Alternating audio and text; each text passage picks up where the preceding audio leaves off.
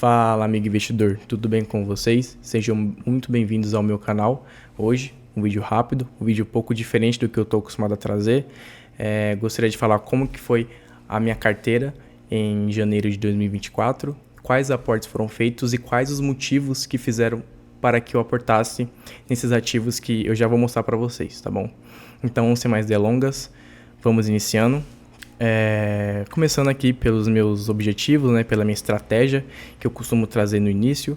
Bom, primeiramente temos que escolher ótimas empresas que estejam em setores perenes, empresas que não estejam no radar para que possam falir em alguns anos. Então, muito importante esse primeiro item, para que possamos escolher realmente excelentes empresas. Indo para o ponto 2, preços atrativos. É muito importante que, além de escolhermos boas empresas, nós entrarmos nela ou fazemos os aportes, que são as compras, quando os preços estiverem atrativos. Não adianta muito nós escolhermos boas empresas e no final pagarmos preços altistas por ela. Então, é importante a gente analisar a boa empresa e escolher bons momentos para aportar nela. E terceiro e último objetivo, acumular o máximo de ações possíveis. Totalmente linkado ao segundo objetivo, que é a gente pagarmos preços atrativos, ou seja, o menor preço possível pelaquela ação. Então a gente vai poder comprar cada vez mais e assim fazer aquele efeito bola de neve, onde a gente pode receber cada vez mais dividendos em cima daquelas empresas, tá bom? Então, uma rápida passada aqui na minha estratégia: escolher ótimas empresas com preços atrativos e acumular o máximo de ações possíveis daquela empresa ou ativo. Uma rápida passada aqui no Ibovespa, na presente data, que hoje eu estou gravando dia 5, o Ibovespa está acumulando uma queda de 3,85%, tá? Muito recorrente a saída de capital estrangeiro da Bolsa de Valores, tá? Então, principalmente nos Estados Unidos, os investidores têm retirado muito dinheiro da Bolsa brasileira e isso decorre com as quedas, tá? Indo direto aqui aos meus aportes, no mês de janeiro eu aportei o equivalente a R$ 458,37. Eu aportei em 2 ativos, sendo ele um fundo imobiliário e uma ação. Tá? O fundo imobiliário é o CPTS11, que ele é um fundo de papel. Eu já vou falar um pouquinho mais sobre ele. E também a Sanepar, né, que é código de negociação SAPR4. Vocês podem analisar que foram feitas 2 compras no fundo imobiliário CPTS11, 10 cotas no dia 9 e mais 10 cotas no dia 15, pagando cerca de 8,61 e 8,44 nessas 2 datas. E eu fiz 3 aportes em Sanepar, tá? Um recorrente ao dia 9, outra no dia 15 e outra no dia 22, pagando 5,67, 5,88 e 5,75. Para que eu fizesse esses aportes, eu tive alguns critérios, tá? O primeiro deles, da Sanepar, é o meu preço teto, muito baseado no meu segundo objetivo, que é pagar bons preços pelos ativos bons, tá? E o meu preço teto é de R$ 5,90. Vocês podem reparar que todos os aportes foram feitos abaixo desse preço. Quanto menor for o preço que eu pago, melhor, porque vai ser a minha margem de segurança. Olhando um pouquinho para o fundo imobiliário, né, que é o CPTS11, eu sempre olho para o PVP, tá?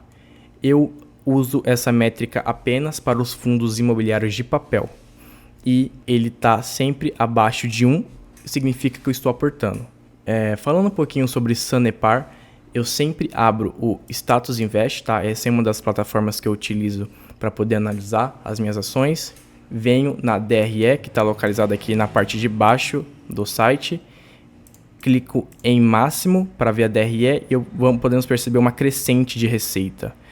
A Sanepar é uma das empresas que eu mais admiro, a DRE deles, porque lucros e receitas sempre crescentes. Vocês podem ver que isso aqui é um reloginho, ele não para de crescer. E em 2023, né, eles vão reportar agora na próxima semana, provavelmente tende a continuar em alta e com isso os dividendos acabam crescendo junto, porque se a empresa lucra mais, ela vai ter mais disponibilidade para fazer com que tenha a distribuição de dividendos.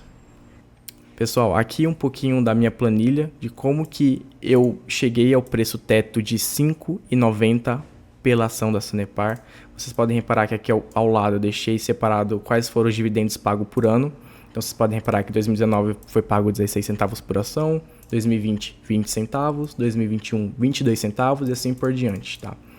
E aqui ao lado é o payout. O payout nada mais é do que a porcentagem que a Sanepar paga pelo lucro líquido. Ou seja, se a Sanepar faturou R$100, um exemplo totalmente prático, eles vão pagar 13%, ou seja, R$13. É bem simples dessa forma, tá?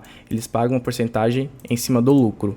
Vocês podem ver que 2020 teve aí uma alta, porém, geralmente eles sempre pagam ali em torno de 15% a 30%. Às vezes tem alguns anos recorrentes, porém, nós não podemos esperar sempre essas grandes porcentagens. E elas nem se tornam tão saudáveis para a empresa, tá? Porque se ela paga muita porcentagem, acaba não tendo tanto caixa para investir em outras coisas. Um pouco mais abaixo eu separei um pouquinho da média, tá? Eu peguei a média dos últimos 3 anos. E aqui eu só deixei como a fim de informativo qual foi a máxima dos últimos 5 anos e qual foi o menor dos últimos 5 anos. Eu sempre, pelo menos a maioria das minhas empresas, eu tenho um preço-alvo de 6% de dividend yield. Tá? Esse é o mínimo que eu espero que a empresa pague por ano.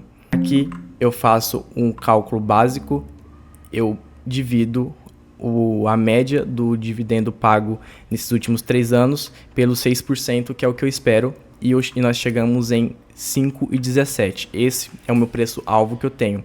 Porém, como a Sanepar é uma empresa que está sempre crescendo, sempre lucrando, cada ano que passa cada vez mais, eu espero um crescimento de 13% na Sanepar. Então, aqui eu só calculo, faço uma fórmula básica e acrescento 13% em cima desse preço-alvo, que nós chegamos em 5,84. E por fim eu só arredondo para cima, 5,90. Então esse é o meu preço que eu pago pela Sanepar hoje. CPTS 11, fundo imobiliário que eu comprei esse mês de janeiro, tá? Primeiro ponto, PVP. O PVP, ele é o valor patrimonial da empresa, ou seja, quanto mais próximo de 1, mais estamos falando do preço justo da empresa, ou seja, o preço correto que o mercado espera pagar pela empresa. Quanto menor esse número, mais barato essa empresa está. Quanto mais acima de 1, 1,1, 1,2, assim por diante, mais caro a empresa está. Então, ou seja, nesse momento, a CPTS 11 está negociando abaixo do seu valor.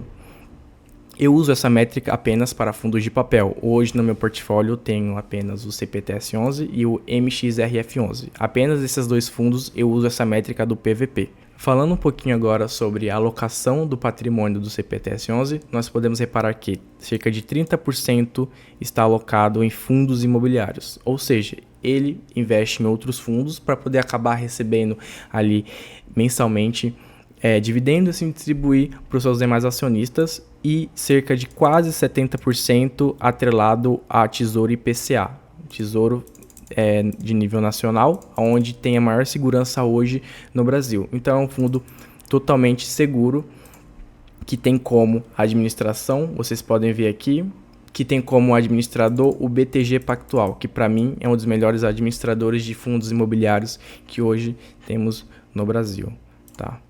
Então, pessoal, esse foi o vídeo de hoje. Gostaria de agradecer a presença de todos. Se possível, deixe seu like, comentem, compartilhe com os amigos e até a próxima.